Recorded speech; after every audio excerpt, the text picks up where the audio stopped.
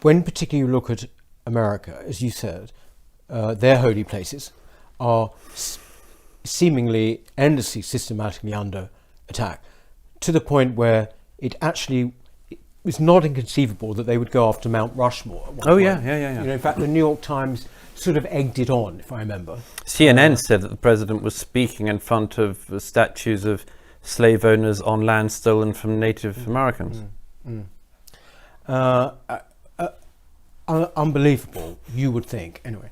But what are we talking? I mean, are we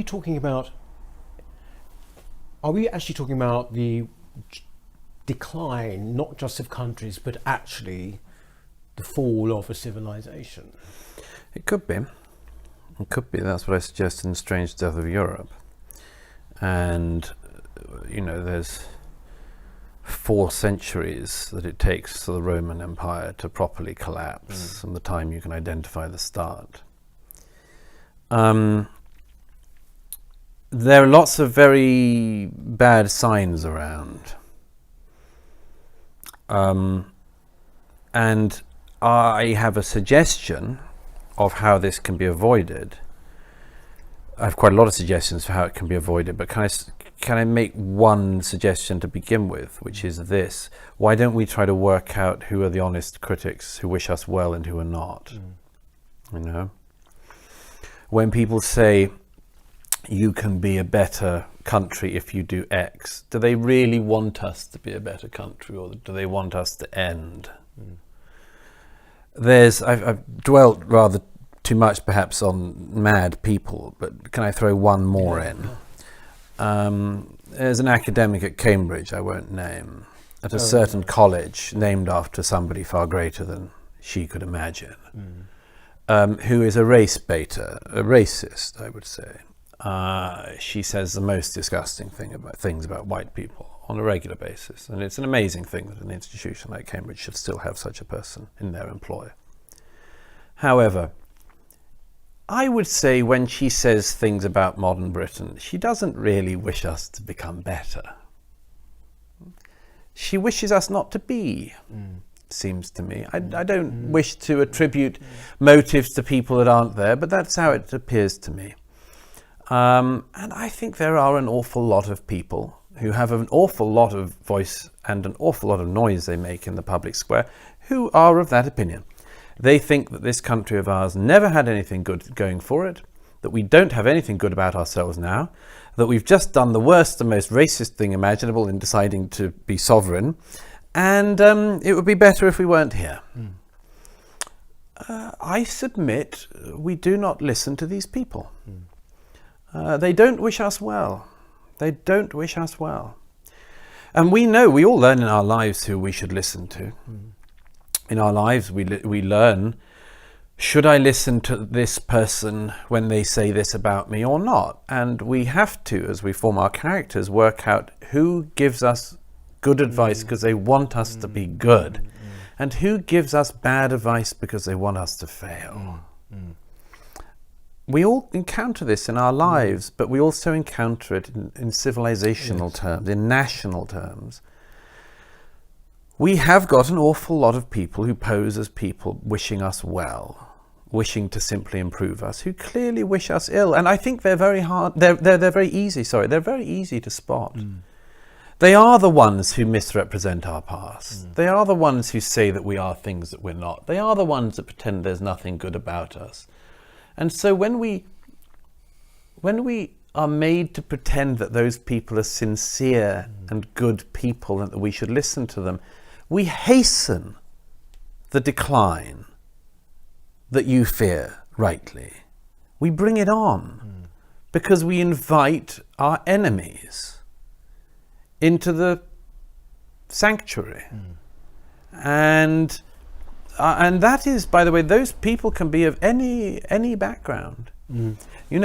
Portland, Oregon, where the most extreme madness is now happening nightly on the streets, where people in search of Nazis who call themselves Antifa, anti-fascists, find there's not enough Nazis in Portland, Oregon, and so just bash in old women's heads, they find in the street, haul people out of their cars and smash their heads until they've hospitalized them. These are these fine new anti-fascists. That city of Portland is something like 92% white. Most of the people, the people who you see in the police mugshots when the police do bother to arrest anyone for harming people in Portland, Oregon, most of those people are white. They have been, so this isn't a racial point. These people are, these critics, these malevolent critics, the people who do not wish us well, can be of any background. I felt that rather about the people who pulled down the Coulson statue. Yes. Because they were mostly white. Yes. Mostly white. But also it was the way in which they did this stamping on the statue. Yes. Which first of all felt alien to me. Absolutely. But also this was not a reason, this was pure unadulterated hatred. Yes. And I'm sure it wasn't just about the statue. No, I agree with you. I thought it was a generation who, among other things, had learned odd bits of recent history. I mean, the whole taking the knee thing, when Dominic Raab mentioned it as coming from Game of Thrones, everyone laughed at it. No, that's one of the ways it's come in, definitely. And when before people in Britain saw Iraqis hitting the statue of Saddam Hussein with their shoes, would we have seen people in Bristol jumping up and down on a statue and hitting it with their shoes? Yes. I mean, we do live in this global culture where we learn bad as well as good habits in very strange ways. Yeah. But I agree. I mean, I thought the whole site in Bristol was a very alienating scene. And where to even start with where those people have ended up. I mean, no one's gonna be able to reach the heights of the morality that these people expect. And there's a sadness in that, because it means that their own lives will be very unhappy, because they will intuit at some point that they themselves cannot live up to the standards they believe exist. Because one of the most important things about a real rounded understanding of history is the fact that everybody in history did things that we think are mad. And we will be doing them too. And we might realize that in our own lifetimes. And so part of the purpose of thinking is to think what we're doing that's bad now and stop doing it fast. But if you think that your job is to judge everyone in history as being lesser than you, what an extraordinary mindset that is to have found yourself in. I mean, there's no one to live up to, is there? No. Other than yourself. This is perhaps the great thing, is that it leaves nobody to admire other than yourself. Which is sort of childlike, actually. Oh yes, well, I mean, it's why the child leads the child's crusade. Yes, exactly. I mean, Childlike. they found a person who they can revere. It is all the end of religion coming back in another way, isn't it? Well, actually, that is what you say in the book as well. Yeah. This is the strong religious element. Yes. Religion's gone, and this is the secular religion, if you like. Yeah, the way to show that you're good, the way you pay your tithes to Black Lives Matter, you wear the lapel things that show you're in the right club, and so the mob will pass you by. You stick the right sign outside your shop front. You chant the right things. You put your blackout thing on Facebook on the right day. You tweet the right thing. You've got to tweet that day. When you're told you're not to tweet that day, you don't tweet that day. And that isn't really living, though, is it?